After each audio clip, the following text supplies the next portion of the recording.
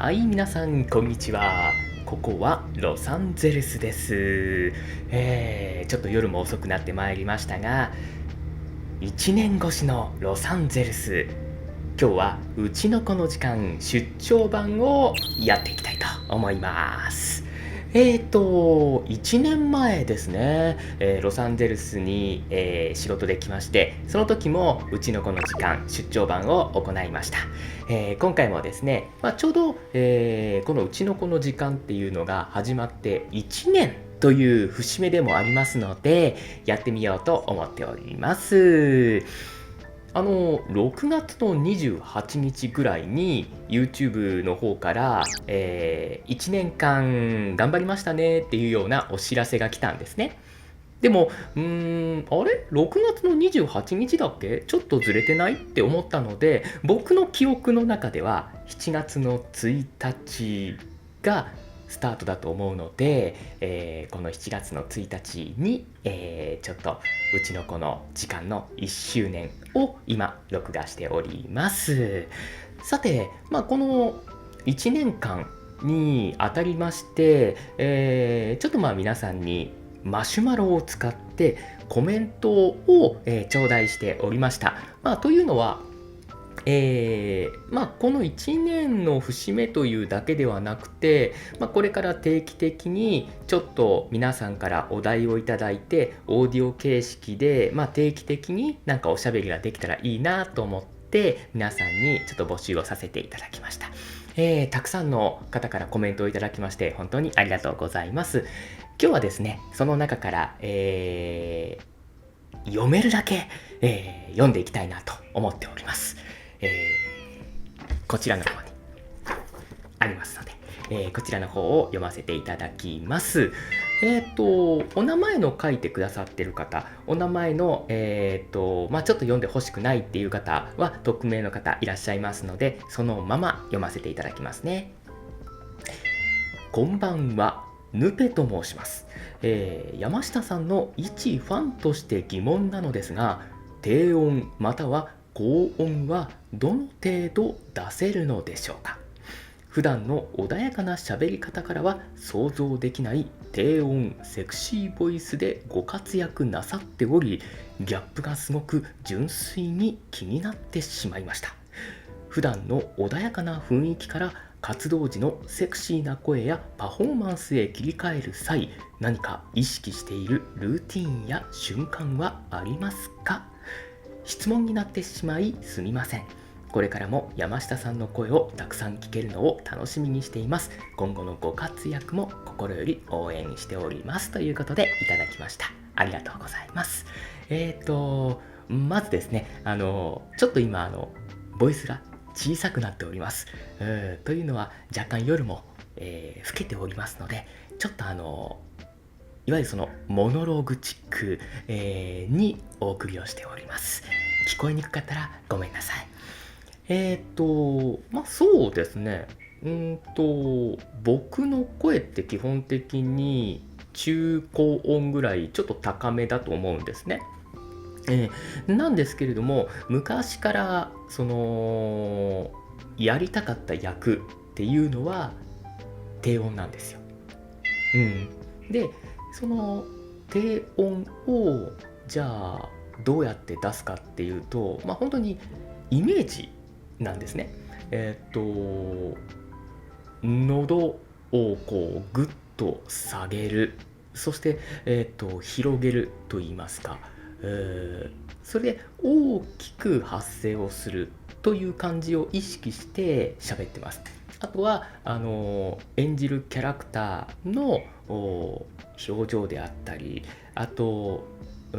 んだろうな、その状況であったりっていうところを顔で表しながら、表現しながらマイクの前に立つと、あれぐらいの感じになります。どのとは言いませんけれどもで、そんなに、なんでしょうね、低音を出すっていうことに、そのしんどいとか、抵抗があるということは、ありません。もちろんその普段から喋ってる声っていうのが一番楽ではあるんですけれども、しんどいな、辛いなと思うことはありません。むしろなんだろうな、今までとはちょっと違う自分自身が表現できるっていうのもあるし、この声ではできない、なんだろう、距離感、表現方法っていうのができるので、僕は結構あれが好きです。はい。意識っていうのはすごい大切ですね。演技をする時もそうですけれども、何をするにもやっぱりそこに意識を持っていかないとなかなかできない。無意識のままでやっていくっていうのはおそらく天才かなとは思います。ということで、なんでしょうね、的確だったかどうかは分かりませんけれども、お答えをさせていただきました。ありがとうございます。では続いてですね、みゆさんですね、山下さんへ、いつも X も YouTube も楽しく閲覧させていただいております。晩酌会が好きなのですが、お料理配信や雑談配信のご予定はございませんか？よかったらゲーム以外にも雑談の機会があると嬉しいです。これからも応援しています。大好きです。ありがとうございます。本当に皆さんからコメントをいただいて、結構褒めてくださることが多いんですね。で、僕はそんな自覚は一切ないので、なんか読むとすごいこっぱずかしいんですよ。なので褒めていただくのはすごいありがたいんですけれども、厳しいお言葉もいただけたら嬉しいかなと思います。だからといってみゆさんの今回いただいたコメントがダメというわけでは全然ないです。すごい嬉しいんですけれども、すごくなんでね、なんかこうドキドキするんですわ。はい。多分他の演者さんもそうやと思います。というのは、僕は今のところそのライブ配信とかっていうのは考えてないんですね。ちゅうのは、ライブ配信をやるってなるとコメントの整理整頓もしなきゃいけないし、いろんなコメントがある。もちろんその僕に対してのコメントもあるかもしれないし、見てくださってる方々への、もしかしたら悪いコメントなんかも出てくるかもしれない。それを、自分一人で処理することがまだちょっと自信持ってないんです。なので僕、うちのこの時間のチャンネルの中では、レコーディング、つまりは収録して編集して皆さんに届けるっていうことをメインとしております。ただもうちょっとその余裕が出てきたりであったりとか、あとスタッフさんが入ってきたりとかなってくるとライブということもあるかもしれませんが、申し訳ございません。多分ね、しばらくはないと思います。やるとね、楽しいとは思うんですよ。楽しいとは思うんだけれども、まだちょっと自信がないかな。でもそれを一つの目標として頑張っていきたいと思いますので、今のところはレコーディング、編集してレコーディングというところでちょっとお楽しみいただけたら幸いかなと思っております。コメントありがとうございます。では続いてございますね。毎度お疲れ様です。お疲れさんです。定期的なオーディオトーク会、つまりうちの子レディオですね。はてなはてな。ありがとうございます。とっても楽しみです。お題か。基本的には山さんとうちの子ちゃんの好きなことやもののお話が聞けるなら何だって嬉しいんですよ。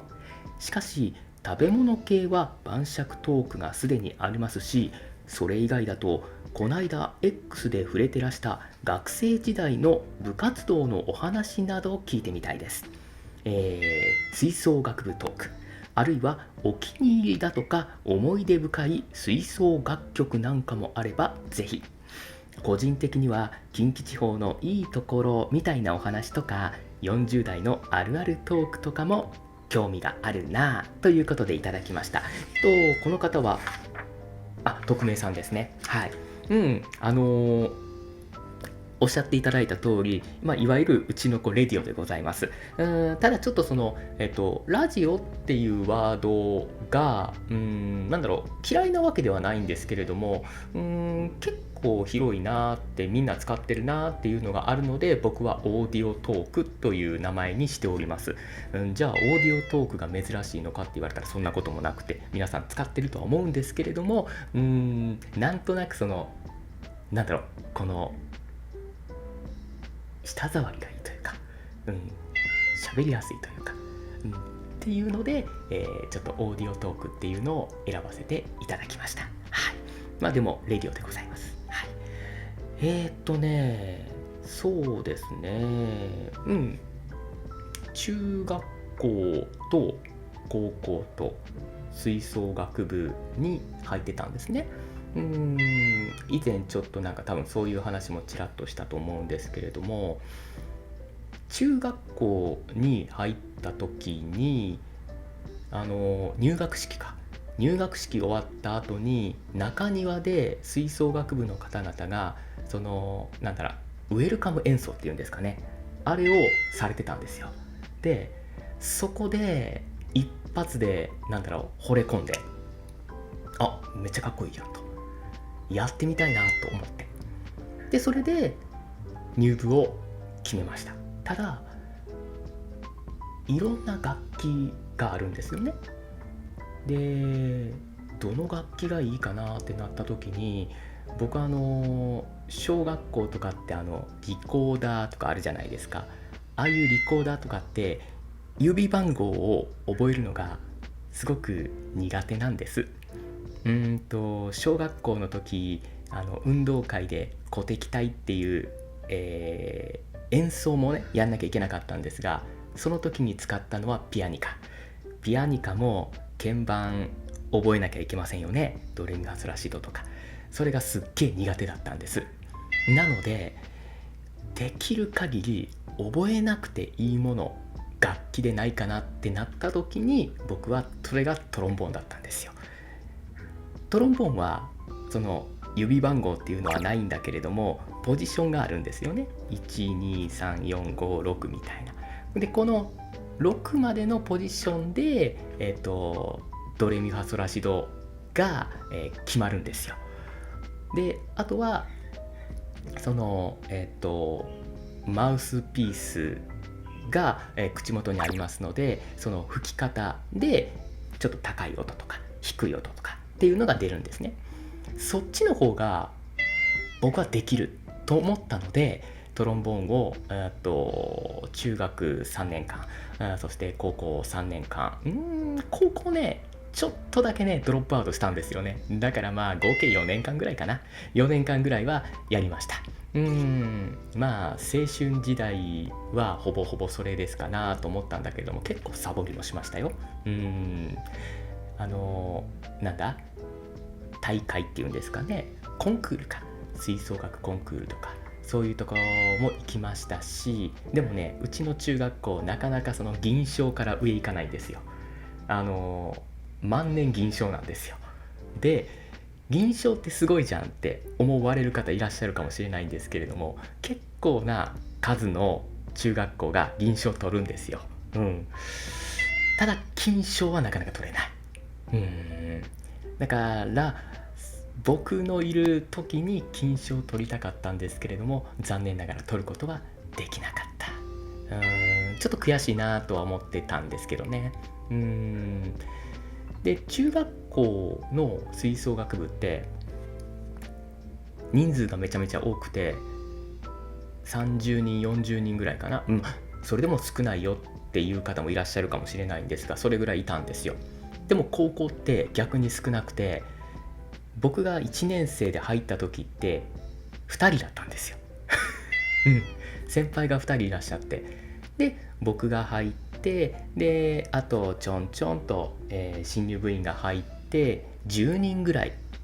8人ぐらいかな、8人ぐらいで3年間ちょっとこうドロップアウトしながらもやってましたね。まあなんだかんだ言って面白かったとは思うんですけれども、もうちょっと真面目に部活やればよかったなっていう思いもあります。今でも多分楽器演奏できると思います。なんとなくね感覚で覚えてるんですよ。あとマウスピースを口に当てた時の形とかって、だからトランペットとか、あと、ユーフォニウムとか、あとバスとか、あともちろんそのトロンボーンもそうなんですけれども、ああいう楽器って音を出すのが結構大変っていう人いるんですけれども、おそらく今でもできると思う。あくまで思うです。はい。やってみると全然スースー言うて音出ないかもしれないですけれども、いつかね、そういう演奏をする機会っていうのがあってもいいのかなって思ってます。ただ中古でも結構高いので、ああいう楽器ってね、その辺はお財布とご相談かなと思ってます。近畿地方のいいところってね、なんでしょう。僕が言うのはあれですけれども、やっぱ義理人情ってやつですかね。少々お店とかでもそうですけれども、負ける負けないとか、あとちょっとここのところは泣いときましょうかっていうのでサービスしてくれたりとか、そういうような相手との信頼関係とか、気前とか、その時の気分ですよね。それによっていろいろ結果が左右される人たちが多い。楽しいですけどね、そういうのは。僕ももし商売するってなったら、そういう人間になりたいなと思ってるんですよ。もちろん商売のルールっていうのはすごく大切だとは思うんですけれども、それはそれでも、それよりもちょっと外れたところで、ごめんね、内緒なんだけれどもちょっと今回こうしとくねみたいなことがあってもいいと思うんですね。僕はそっちです。でもね、ぶっちゃけ言うと、今のお仕事をやってる時に、事務所からの仕事でそういう仕事ってあったりするんですよ。あったりするというか、あったんですね。でその仕事っていうのはいろんなその量販店さんに行って、商品を売る、おすすめする、僕は売るよりもおすすめですね、おすすめするっていう仕事だったんですけれども、その時は結構そんな感じでした。おまけとかがついてくる時、もうしゃあないな、持ってってって、例えばほら400円以上買ってくれたらおまけつけますよなんだけれども、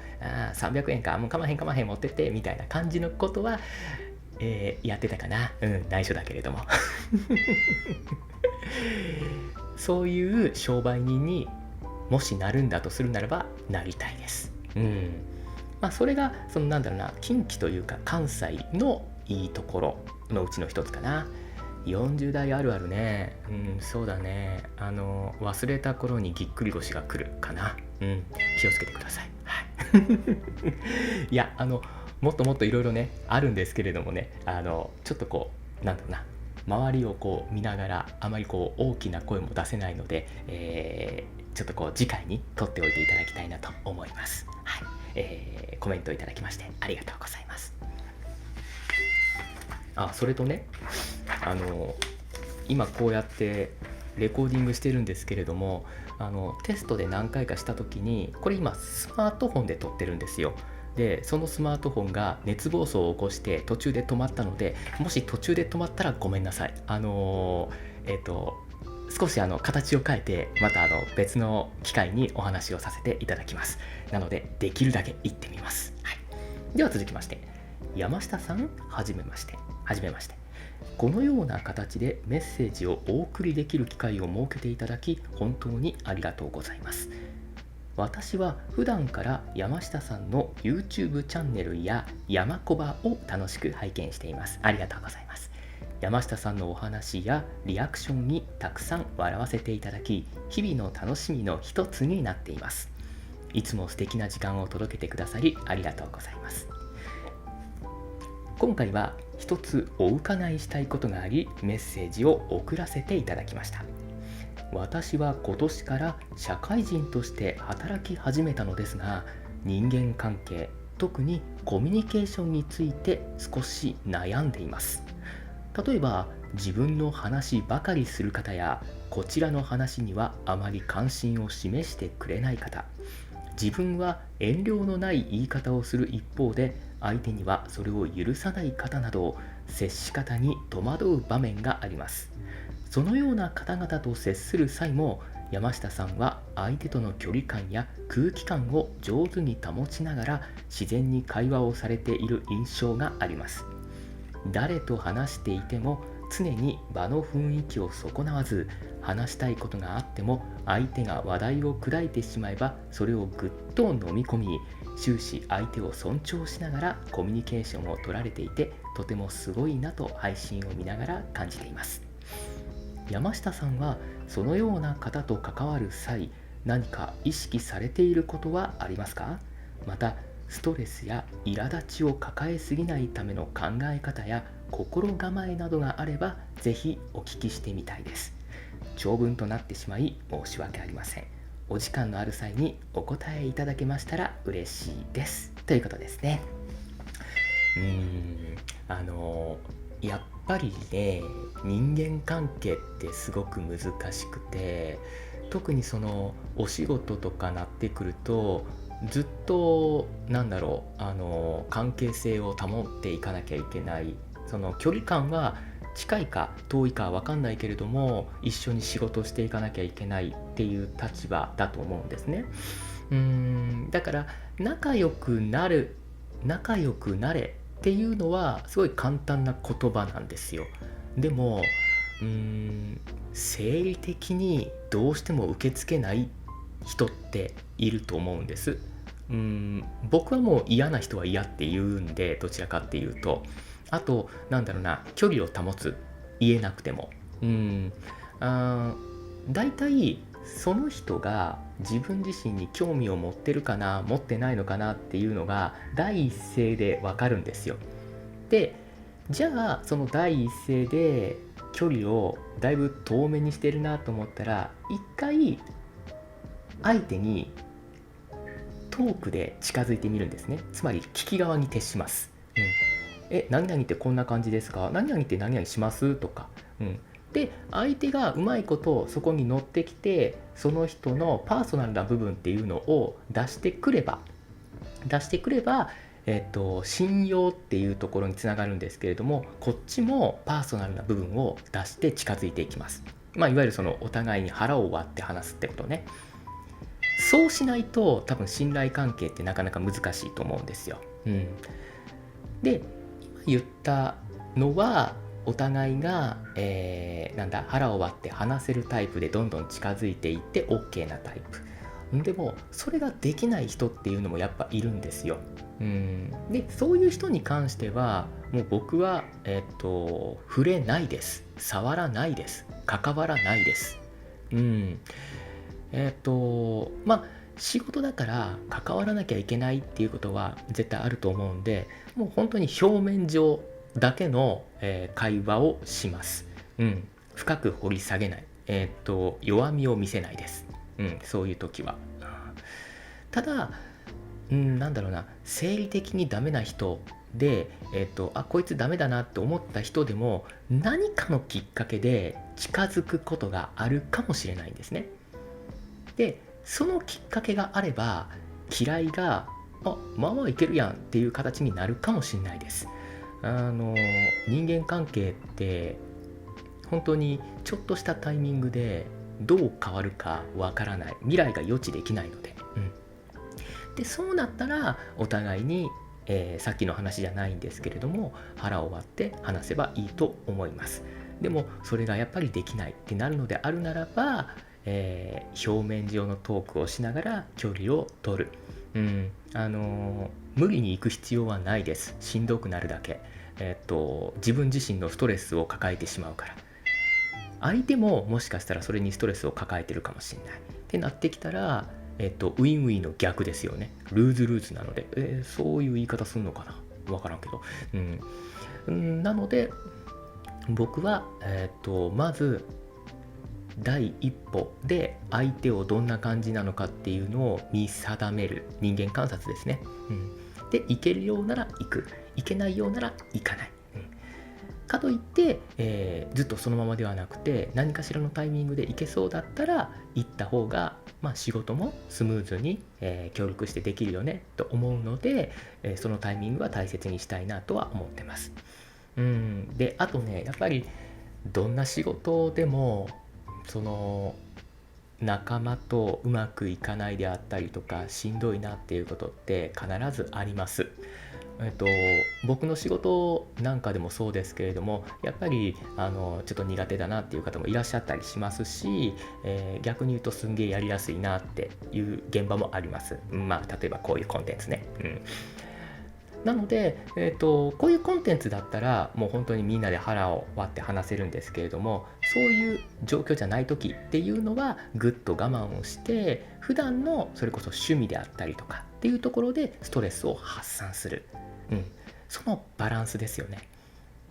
抱え込んだまま次に持っていかない、必ずどっかで処理してください。人に話す、友達に話す、また両親に話す、もしご家族に、ワンちゃんとかにゃんこちゃんがいるんだったら、その、ワンちゃんにゃんこちゃんに話すだけでもね、全然違ってきます。やっぱり胸に抱えているものっていうのを一回放出すること、そしてゲームをしたりとかスポーツをしたりとか、月並みかもしれないんですけれども、そういう趣味で発散をする、で僕がちょっとそのタイプなのであんまり説得力ないんですけれども、引きずらない、思い出さない、特にね、失敗をした時って夜寝る時に思い出すんですよ、いろいろ。その夜寝る時思い出すっていう時間を作らないようにしてください。楽しいこと考えてください。そうすると気分はマシになります。そして次の日また一からリフレッシュして頑張ろうっていうことになります。必ずでもね、皆さんには一つ芯を曲げないでいただきたいっていうのは、どんな仕事でもそうなんですけれども、皆さん一人一人の力で支えられてるっていう人たちが必ずいます。なのでその人たちに向けてお仕事頑張ってほしい。社員仲間に嫌な人がいたとしても、この人たちのためじゃない、その人たちの向こう側にいる、普段からあなたの仕事を欲してる人たちのために頑張ってください。ちょっと話が脱線するかもしれないんですけれども、アニメとかゲームとかに関連する仕事って、僕らがその中学校とか高校の頃ってすごい蔑まれて見られてたんですよね。いわゆるそのオタクやんっていう世界でも、アニメもゲームも大人がすごく知恵を絞って、そして時間を使って作り上げてる大切な仕事なんですよ。コンテンツなんですよ。ですからこれは誇れる、誇っていいんですよ。何も、恥ずべきことではないです。そういう仕事と同じ、今これ聞いてくださってる皆さんの仕事、どんな仕事でもそれを必要とされる人がいるので、その人たちのために頑張ってください。直接そういうお声があるかどうかっていうのは、僕もわからないんですけれども、必ず感謝してる人がいます。なのでそこはイメージ、空想でもいいので、その人たちのために頑張ってください。そして誇りを持ってください。そうすると少し気が紛れるかもしれません。なんでしょう、的確な答えを出してあげられなくて申し訳ないんですけれども、かなり難しいねお話だったので申し訳ないです。ありがとうございます。では続いてでございますね。よいしょ。ごめんね。海外の方もねいただいてるんです。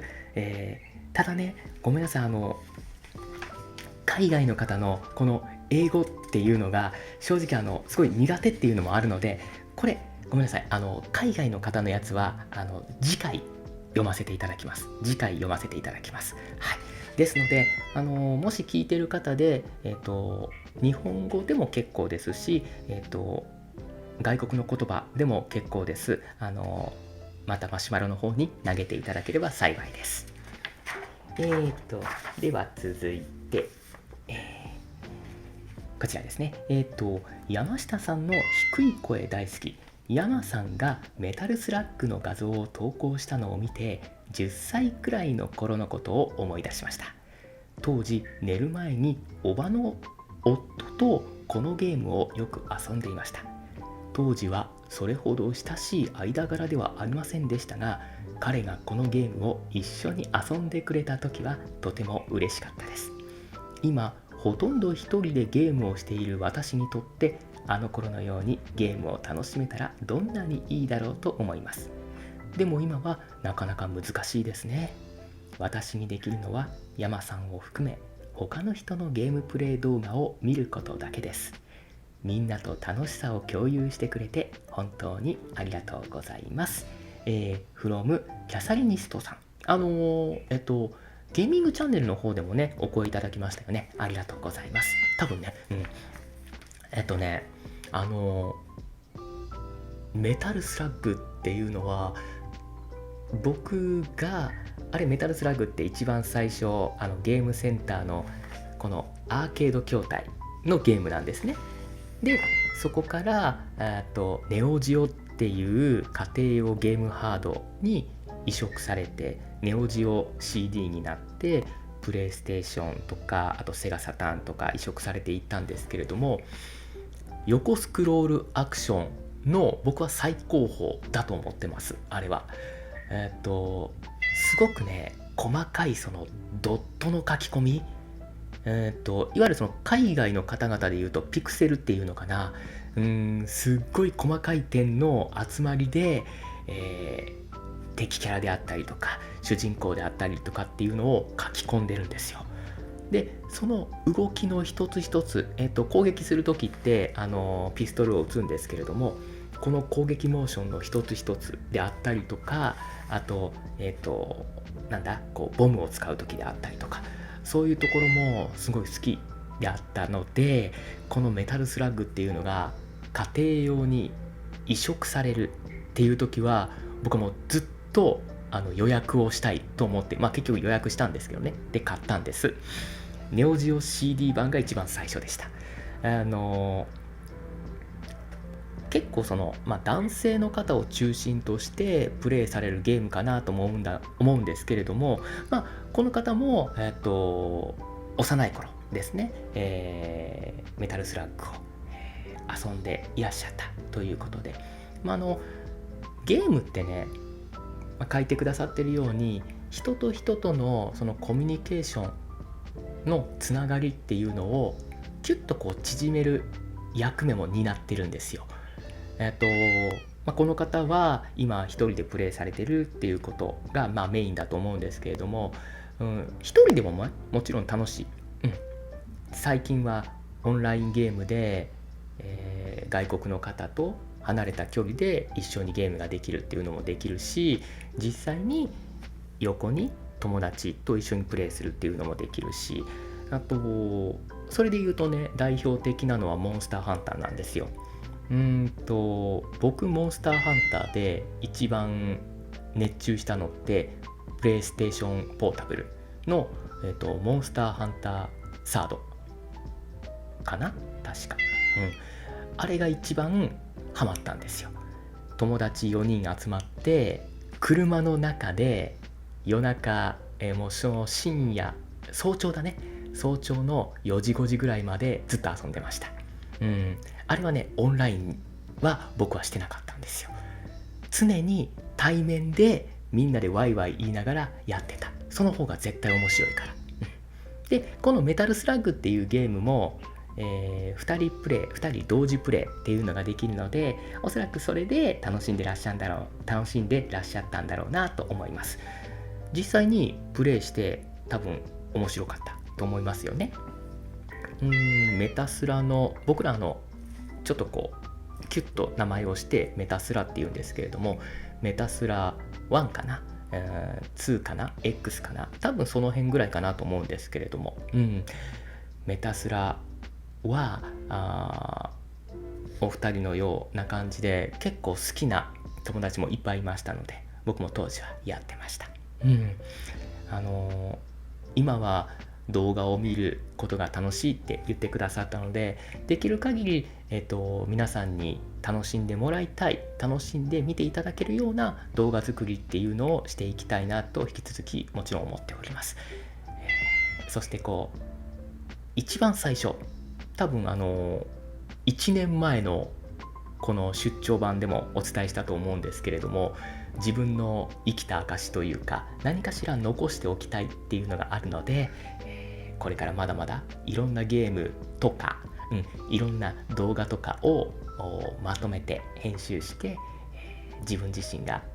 ここにいたんだよっていう証をたくさん作りたいなと思います。これからも動画でもちろん僕だけではなくて、いろんな人の動画で楽しんでいただきたいなと思いますし、チャンネルの方でもしかしたらみんなでゲームをやるっていうこともあるかもしれません。山小場の方だったらね、結構あると思いますので、そういうところもぜひ、参加していただけたらなと思います。コメントありがとうございます。では続きまして、山さん、うちの子ちゃん、いつも楽しみに見ております。疲れている時、何か悲しいことがあった時、山さんの動画が上がってるのを見て即座に元気になって動画を見ています。山さんの優しいお声とうちの子ちゃんの可愛さ、お二人のリアクション、何もかもが癒されます。いつもお忙しい中、楽しみと癒しをありがとうございます。西安からでございました。西安さん、ありがとうございます。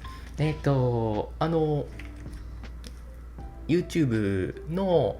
ゲームのコメントも結構、西安さんいただいております。ありがとうございます。もちろん西安さんに限らず皆さんからのコメントっていうのは全て読ませていただいております。で、読ませていただいて、読みましたよ、いわゆるその LINE とかで言うと既読っていうのかな、あれの証としてハンコをポンと押させてもらっております。はい。西安さんはこれメッセージなんですけれども、ところどころ顔文字がいっぱいございます。ところどころいっぱいってどういうことやね顔文字を使うっていうことに皆さん抵抗ってあります？僕はなくて、いやむしろ顔文字をしつこいぐらい使っちゃダメですよ、もちろんね。でもちょこちょこっと使うのって文字だけでは伝わらない表現がその顔文字でできるから僕は好きなんですよ。じゃあ僕のツイートのなんだろうな、顔文字なんやねんって思われる方いらっしゃるかもしれませんけれども、真顔のやつね、あれは単純に顔が好きなんです。はい。決してなんか不満があるわけではございません。はい。まあそんなに優しい声って言っていただくのはすごい嬉しいんですけれども、好き勝手やってますので結構えぐい声も出してます。で、なんだろうな、突拍子もないようなひょうきんな声も出していきたいなとも思ってますし、うちの子もできる限り一緒にゲームをしていきたいなと思ってます。ただ最近ちょこちょこっとコープスパーティーの方であったんですけれども、夜中猫さんの集会に行くっていうので、あとホラーがあんまり好きじゃないので、僕一人でプレイするということもありましたけれども、最近なんか近くにボス猫が現れて、そのボス猫とどう付き合うかみたいなことを言ってましたけれども、そんな会議をしてるのねっていうような広告をまたこれからもねさせていただければいいなと思いますし、もっともっとねうちの子の表情っていうのを豊かにしていきたいなと思ってます。なのでちょっとずつなんだろうな、グレードアップっていうのは考えてるんですね。マンネリにはなりたくないので、ただやっぱ一人でやってるのでちょっと時間とかもちろんそのデザインとかは考えてくださってる方もいるんですけれども、何分編集は自分一人でやってるのでちょっとお時間なんかもかかっちゃうっていうのもありますから、これからすぐにはバージョンアップできるっていうお約束はできないんですけれども、もっともっとなんだろうな、人間臭いというか、にゃんこちゃんなんだけれども、言葉を喋られるうちの子として、もっともっとなんか距離を縮めて皆さんの前に出ていてもらえるようなキャラクターに育てていきたいなと思っております。皆さんからもいろんな意見をいただきまして、ぜひうちの子を育てていただけたらなと思いますし、私自身も皆さんに育てていただけたらなと思っております。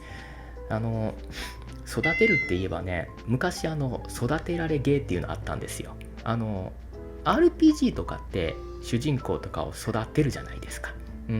でもね、その育てられゲーっていうのは主人公がいて、で主人公の会社の上司みたいなのがいるんですよ。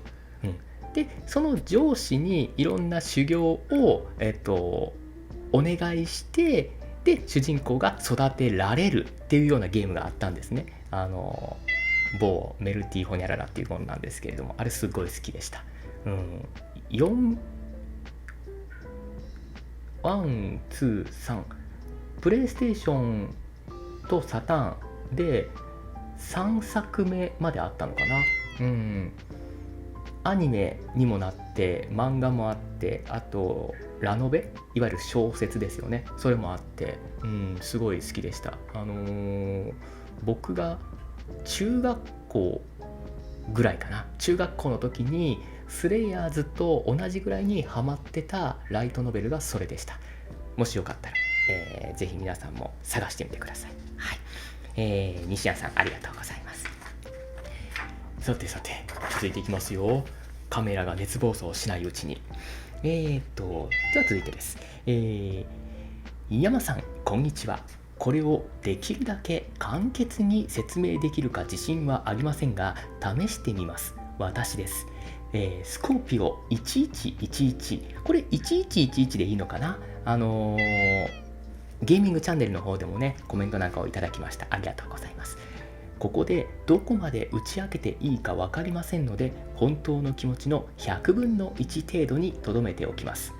実際に会ったことはありませんが、ぜひお会いしたいと思っています。ただ、あなたの目をまっすぐ見られるかどうかは自信がありません。すごく緊張してしまうし、もし実際に顔を合わせたら恥ずかしさのあまり目をそらしてしまうかもしれません。というのも、ずっと前からあなたに片思いをしてるからです。あなたはとても才能があってハンサムです。なんか自分でこういうのを読むのってやっぱりね、なんかこうむずがゆくなるんですわ。はい。特に笑顔で幸せそうに見えるとき、それが一番素敵です。もしあなたが本当にやりたいことなら、どんなことでも喜んで応援します。あなたは私にとって最高のストレス解消法です。教師という仕事は時にストレスがたまることもありますが、生徒たちに対しては決して根気を失うことはありません。猫を見るたびにいつもあなたのことを思い浮かべます。あなたを見るだけで私の創造性が刺激されるんです。30歳になる前にいつかあなたに会いたいです。今は25歳なのであまり時間はありません。25歳の方なんですね。すごくこうやって言ってくださるのってありがたいと思いますし、もちろんその個人としてお気持ちにお答えできることっていうのはできないんですけれども、応援っていうのはしていただくのはすごい嬉しいんですね。で、やっぱりそのタレントであったりとか、こういう職業をしてる人って、今みたいに言ってくださってるファンの方って結構多いと思うんですよ。で、多分、皆さんが共通して答えられるっていうことは、応援はすごく嬉しいです。ただ個人的に、お気持ちに応えることはできませんっていうことだと思うんです。なんだろうな、すごくその言葉を今僕もお伝えするのっていうのは結構辛いというか、なんだろう、捉え方によっては結構強くなってしまう、受け取られてしまうかもしれないんですね。この仕事を、僕自身がやってはいますけれども、今みたいな形でその目に見える形でね、応援してくださる人ができるっていうのは全然イメージしてなかったんです。夢の夢やなと思ってたから。でもこういうねコンテンツに関わらせていただけるようになって、いろんな人の声を聞かせていただけるようになってすごく嬉しいっていうところがまず一番ではあるんです。ただそういったところ、例えばその SNS なんかでもコメントをねいただいて、人によってはそのコメントを返されてる方もいらっしゃるんですけれども、会社の、ガイドラインっていうのかながあってお答えすることができないっていうところが、申し訳ないなっていうところもあるんです。なのでそのお気持ちっていうのは今みたいにこう、お伝えしていただいたので、いただいておきます。ですがこの直接なんでしょう、私が何かをダイレクトにしてあげるっていうことはできないんですけれども、コンテンツであったりとか、もちろんこのうちのこの時間っていうところで間接的にではありますけれども、プレゼントさせていただきたいなと思いますし、皆さんにちょっとでも、ストレスの発散であったりとか、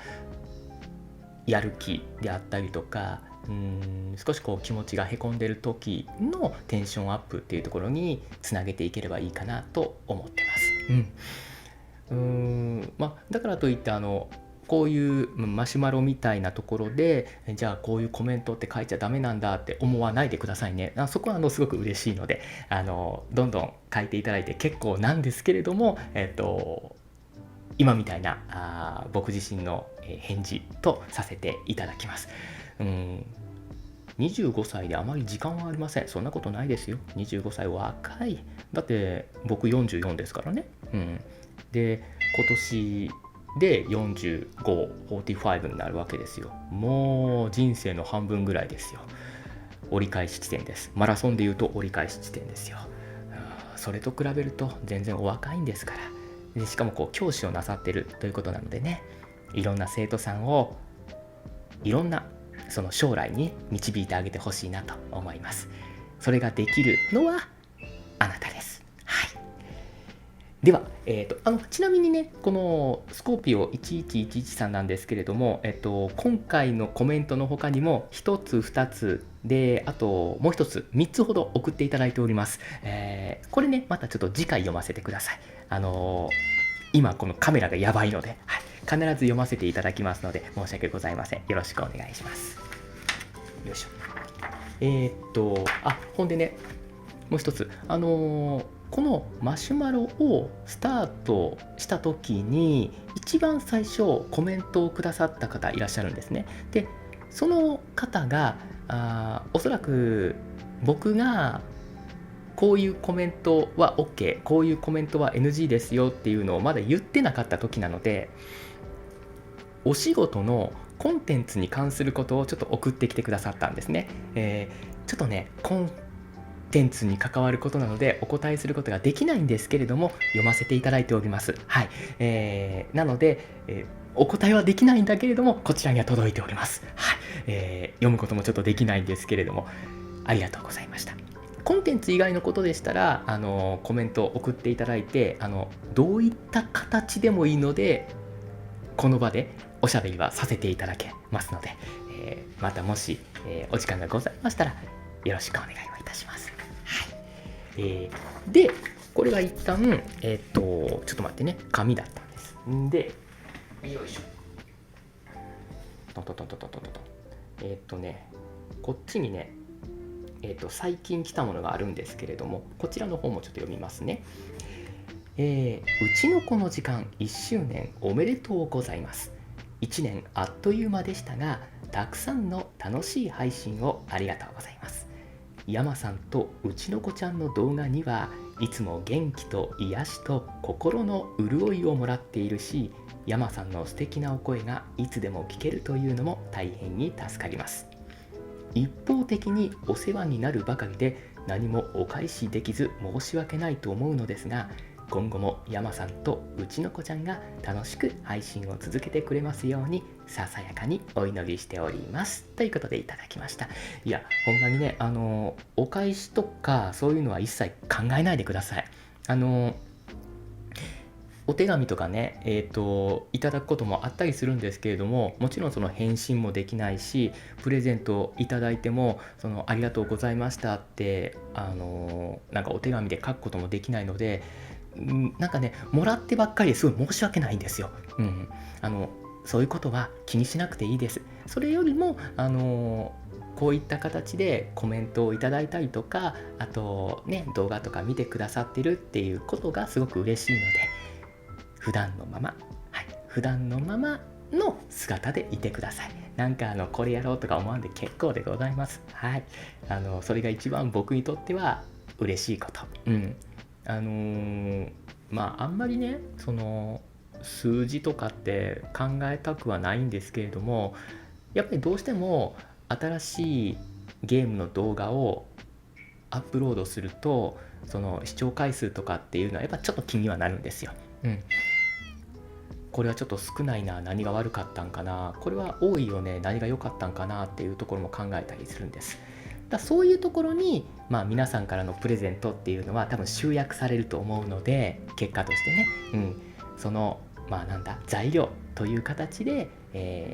見る。そして、悪いところはコメントする、いいところをコメントするっていうことがあるのが一番嬉しいです。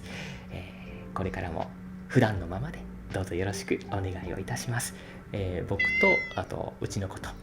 精一杯頑張っていきたいなと思いますので、コメントありがとうございます。1年本当にあっという間でしたね。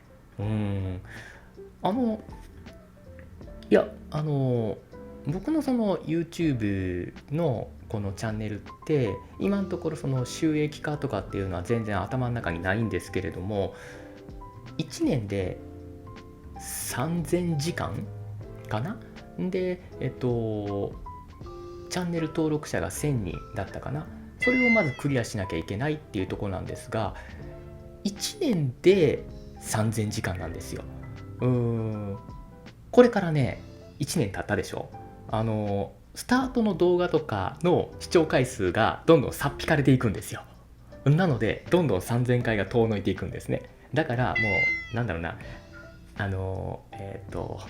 ほら出てこなくなった。収益化っていうのはもう一切考えなくなりました。皆さん普段通り見てください。よろしくお願いいたします。ほんで次なんですが、こちらかな。山下さんこんにちは。山下さんがよく着用しているブレスレットが気になっています。赤と青のストーンが入った水晶のものと可愛らしい猫のストーンが入ったものなどです。もしよろしければ詳しくお聞きしたいです。ということで、にゃんこちゃんのやつ今ちょっと向こう置いとるんですけれども、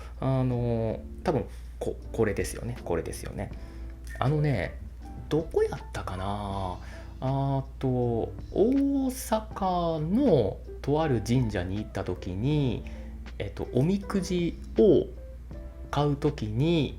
お守りとかと一緒に置いてたんですよ。で、あんまり僕はアクセサリーってつけない派だったんです。でも何を思ったのか、途中からタイガーアイっていうちょっとこの黄土色みたいな石があるんですよ、パーストーンが。それの数珠を付け出したんですね。大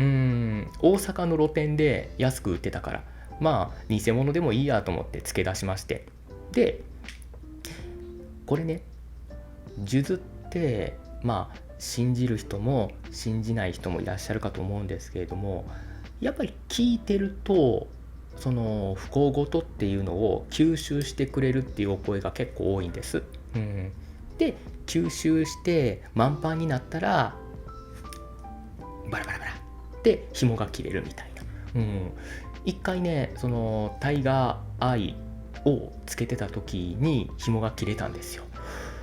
いろんなことを多分身代わりになってくれたのかなと思って、でその石は、今家には置いてるんですけれども、そんな感じでちょっと新調したいなと思ったのがこれなんですね。いわゆるそのよくファンタジー、ファンタジーでもないんだけれども、指針ってやつ、朱雀、青龍、白虎、あと玄武か、これの、カラーのやつですね。多分これ青龍だと思うけれども、これで、役を払ってくれる、そして服を入れてくれる。すごくざっくり言うとそんな感じです。それをつけてます。で、こっちのやつに関してはちょっと分かりにくいかなと思うんだけれどもね、ここにねにゃんこちゃんのね肉球が書いとるんですよ。わからんかな。後でまたちょっとアップしときますね。はいなんかねハンドメイドのイベントみたいなのがあって、そこで一目惚れして買いました。あんまりその指輪とかっていうのは僕はつけないんですけれども、これぐらいだったらいいのかなっていうのが最近ブレスレットになってきております。ちょっとした44歳のおっさんのおしゃれでございますね。そうやってこう見てくださってるっていうのはすごい嬉しいなとも思ってますし、つけといてよかったなっていうのも思っております。似合う似合わないは一旦置いといたとして、だからこれからもちょっと気になるなっていうものがあったら、ちょいちょい増えていくかもしれないです。どんどんスイミングスクールの分かりますかね。スイミングスクールのここにつける浮き輪ヘルパーっていうやつかな。あれみたいな感じで数珠増えるかもしれませんけれども、なる分ご容赦ください。よろしくお願いをいたします。さあ、ということで結構長々喋りましたけれども、これ多分大丈夫かなと思います。もし録画できてなかったらごめんなさい。今回はこのうちのこの時間1周年、出張版ということで LA ロサンゼルスからお送りをいたしました。引き続き、オーディオ形式でのおしゃべりっていうのはお伝えしたように定期的に発信していきたいなと思いますので、マシュマロでまたツイッターかな、ツイッターじゃ X ね、X の方でお伝えをしていきたいなと思いますので、もしよろしければコメントなどいただけたら幸いでございます。では、今ロサンゼルスは1時13分です。日本時間は、朝か夜か分かりませんけれども5時15分ぐらいです。朝だったらごめんなさいこのレコーディングだからライブじゃないからいいんだけれども、皆さんゆっくりと寝てください。ではまた今度は日本かな、いや分かんない、もう一回ぐらいあるかもしれませんけれども、次回、音声または映像でお会いいたしましょう。ご視聴ありがとうございました。またによろしゅうに。